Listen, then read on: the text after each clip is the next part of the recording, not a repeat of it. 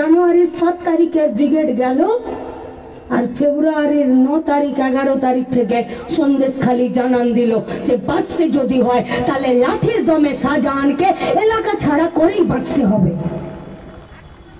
আমরা তাদেরকে সেলাম জানাচ্ছি।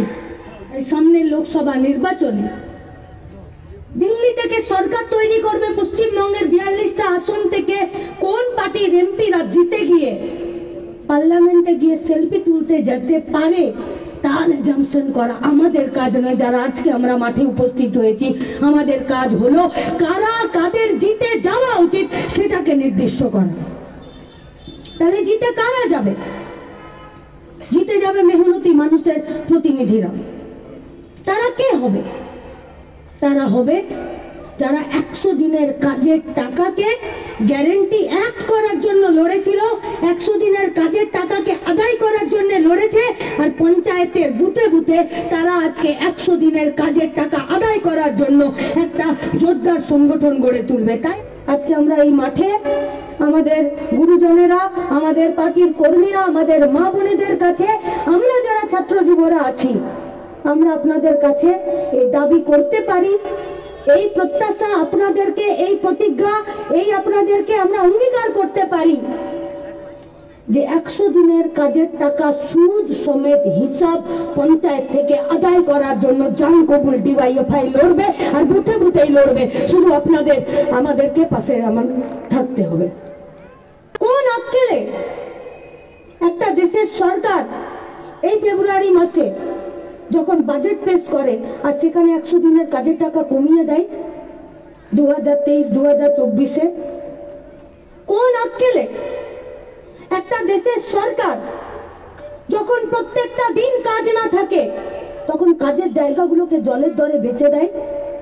কোন আক্কেলে একটা দেশের সরকার যখন তার দেশের নাগরিকরা খেতে পাচ্ছে না, পেট পুরে না খেতে পাওয়ার জন্য পোয়াতি বউগুলো মরে যাচ্ছে, ভালো করে খেতে পাচ্ছে না বলে বাচ্চাগুলো জন্মানোর পরে তারা বোন টিভিতে আক্রান্ত হচ্ছে, ভালো করে খেতে পাচ্ছে না বলে 35 বছরের উপরে সমস্ত গোটা দেশের মহিলারা আজকে রক্তাল্পতা রোগে ভুগছে।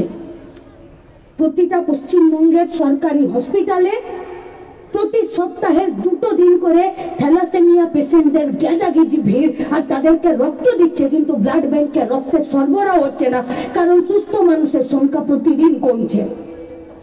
কোন আক্কেলে এইরকম একটা দেশের সরকার তার খাদ্য দপ্তরে যে টাকা দিলে সরকার কৃষকের কাছ থেকে ফসল কিনতে পারে, টাকা দিলে সেই খাবার, সেই ফসল এফসিআই গোডাউনে মজুত করতে পারে, সেই টাকা বরাদ্দ করলে রেশনিং সিস্টেমের মাধ্যমে গরিব খেটে খাওয়া মেহনতি মানুষকে একটা রিজনেবল রেটে চাল, ডাল, তেল, আটা, গম তাদেরকে দিতে পারে। কোন আক্কেলে সেই দেশের সরকার প্রতিদিন শুধুমাত্র খাবার ডিপার্টমেন্টে প্রত্যেকটা বছর বাজেট পেশ করার সময় খাবারের টাকা কেটে নিচ্ছে? দেবে জবাব? সিপিএম থেকে তৃণমূলে, বামপন্থী থেকে তৃণমূলে, তৃণমূল থেকে বিজেপিতে গিয়ে শুধুমাত্র নিজেকে আদিবাসীদের প্রতিনিধিত্ব বলে আর এমপি সিটে ভোটে জিতে আর দিল্লিতে চলে গেলে হয় না? এই প্রশ্নের জবাবগুলো দিতে পারবে তারা? কি করছে তাহলে পশ্চিমবঙ্গ থেকে? তৃণমূলের এমপি হোক আর বিজেপির এমপি হোক, কেউ কেউ বলছে 174 ধারা, আর বাড়িতে টিকটক করছে নুসরাতের মতন, তাদের দিকে নিয়ে আমাদের কোনো কথা নেই। যে লোকসভা কেন্দ্রের আমি, সেখানে শত্রুঘ্ন সিনহা তৃণমূলের, কি বলছেন আমার জানা নেই। এখানকার এমপি তিনি পার্লামেন্টে গিয়ে কোন কথা বলছে আমার জানা নেই, কিন্তু অন্তত পক্ষে পঞ্চায়েতের বাইরে দাঁড়িয়ে আর পৌর নিগমগুলোর বাইরে দাঁড়িয়ে এটুকু বলতে পারি, আর যাই বলুক আমার কাজের জন্য একটাবারও গলাবাজি করেন, আমার স্বাস্থ্যের জন্য, আমার ট্রিটমেন্টের জন্য, আমার এগিয়ে যাবার জন্য, আমার খাবারের জন্য একটাবারও তারা গলাবাজি করেনি। তাহলে আমার পয়সায় তার বেতন কেন হবে? আমার পয়সায় তিনি গাড়ি কেন চড়বেন? আমার পয়সায় তিনি ফোন কেন করবেন? আমার পয়সায় তিনি উড়োজাহাজে চেপে নিয়ে এদিক ওদিক ভোট প্রচারে কেন যাবেন? আমার পয়সাতে কেন তার বাড়ি অট্টালিকা তৈরি হবে? আমার পয়সাতে কেন তিনি যখন এমপি থাকবেন না তারও পেনশন হবে? তাহলে কেউ শুধুমাত্র করে খাবার জন্য এমপি হচ্ছে না তো। তাই এবারে লোকসভা ভোটে আমাদের পরিষ্কার কথা আমাদের কর্মীদের এবং আমাদের কর্মীদের মাধ্যমে এবং মিডিয়ার লোকজনদের মাধ্যমে গোটা রাজ্যের মানুষের কাছে যে কে জিততে পারে তার জন্য ভোট নয়, কার জেতা উচিত তার জন্য এবারে লোকসভার ভোট করতে হবে। কে সরকার গঠন করতে পারে তাই সেদিকে তাকিয়ে ভোট করলে হবে না। কে সরকারকে চাপ দিতে পারে আর কে सरकारें नाके नकीले डालकर उसको ठीक तरह से घुमा सकते हैं, इसको वोट देना इस बार जरूरी है। इसलिए बैल तो बिगड़ सकता है लेकिन बिगड़े बैल का नाक पर नकील पहनाना वो सिर्फ मजदूर और मेहनत कश जनता जानता है। और मजदूर और मेहनत कश जनता कभी घर में और बिल्डिंग में नहीं रहता है, वो लोग মাঠে ময়দানে কলে কারখানায় চা বাগানের খেতে সেখানেই থাকে। তাই আমাদের কথা তাদের কাছে, আইন যদি মানুষ তৈরি করতে পারে, আইন যদি রাস্তা তৈরি করতে পারে, সেই আইন যদি আমার খাবার, আমার শিক্ষা, আমার স্বাস্থ্য, আমার বাড়িকে সুরক্ষা না দিতে পারে, তখন মানুষের সর্বোচ্চ এবং সর্বপ্রথম কাজ হলো যে সেই আইনের বিপক্ষে দাঁড়িয়েও সেই আইনকেও পাল্টে দিতে, বা যারা সেই আইন অনুযায়ী দেশকে পরিচালনা করছে সেই লোকগুলোকেও পাল্টে দিতে হয়। যে আইন মানুষের জন্য, সেই আইনকে মানুষের পক্ষে রাখার ক্ষেত্রে।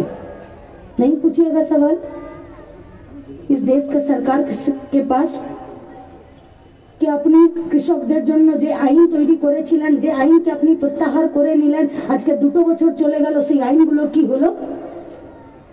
আপনি বললেন প্রত্যাহার করে নেব, তারপর তার করলেন না, আইনটা তো রয়ে গেল। চা বাগানের শ্রমিক থেকে হোমস্টেতে যে লোকের এটো বাটি প্লেট ধুয়ে দিচ্ছে আর পায়খানা বাথরুম পরিষ্কার করে দিচ্ছে, সেই শ্রমিকদের ওয়েলফেয়ারের জন্য, তার পিএফ পেনশনের জন্য, চা বাগানে যে পাতা তুলছে তার জন্য, রাস্তাঘাট মেহনতি মজদুর যারা তৈরি করে দিচ্ছে তার জন্য, রেলে, বিএসএনএল এ, কলিয়ারিতে যে শ্রমিকরা কাজ করছে তার জন্য, যে আইন তাদের ভবিষ্যৎ, তাদের বর্তমানকে সুরক্ষিত করতে পারে, সেই আইনগুলোকে আপনি পাল্টে দিচ্ছেন। তাহলে যে আইনের কাজ ছিল আমাদেরকে সুরক্ষা দেওয়ার, সেই আইনগুলোকে আপনি পাল্টে দিয়ে আজকে খোলা তরোয়ালের নিচে এই গোটা রাজ্যের, গোটা দেশের শ্রমিকদেরকে রেখে দিচ্ছেন। নেই পুছিয়েগা সওয়াল লাটাগুড়ি মে যে কোন আইনের বলে চা বাগানের জমি আজকে হর্ষ নেউটিয়া থেকে আম্বানি আদানিরা পেয়ে যাচ্ছে? কোন আইনের বলে এসটিদের জমি, এসটি ছাড়া, আদিবাসী ছাড়া, তপশালী উপজাতি ছাড়া অন্য কোনো কাস্টের, অন্য কোনো জাতির লোকজনেরা পেয়ে যাচ্ছে? এ তো আইন আছে।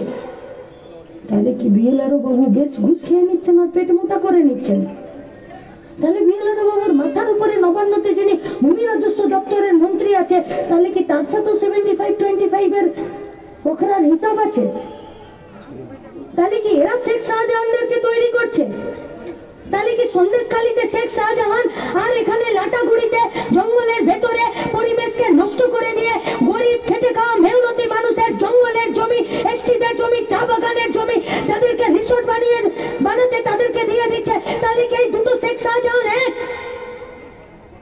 তাহলে আইন কোথায়? পুলিশ কোথায়? ইনসাফ যাত্রায় যখন আমরা ঝাড়গ্রাম, বাঁকুড়াতে পৌঁছালাম, তখন দিদিমণির ভাইপের বিয়ে হলো পাহাড়ে। দিদিমণি এলেন ভাইপোর বিয়ে এখানে দিতে, ভাইপোর বিয়ে দিতে এসে প্রেস মিট করলেন। প্রেস মিট করে কি বললেন?